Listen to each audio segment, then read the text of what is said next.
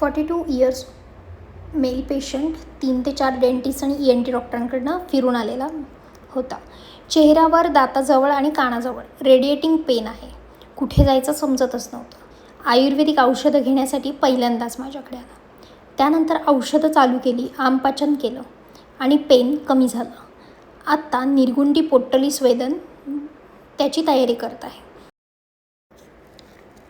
निर्गुंडी वनस्पती ही वेदनाशमन करणारी वनस्पती आहे.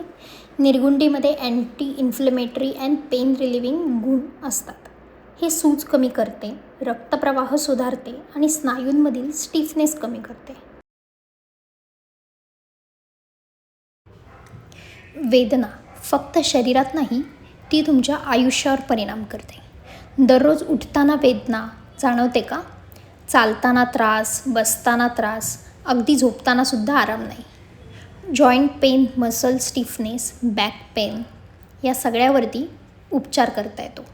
आयुर्वेदानुसार ही वेदना वातदोषामुळे वाढते. शरीरात ड्रायनेस, स्टिफनेस व सूज निर्माण होते. पेनकिलर घेतल्याने काही वेळ आराम मिळतो, पण मूळ कारणावर उपचार होत नाहीत. आयुर्वेदात वेदना मुळातून कमी करण्यासाठी अभ्यंग पोट्टली स्वेदन सांगितले आहे.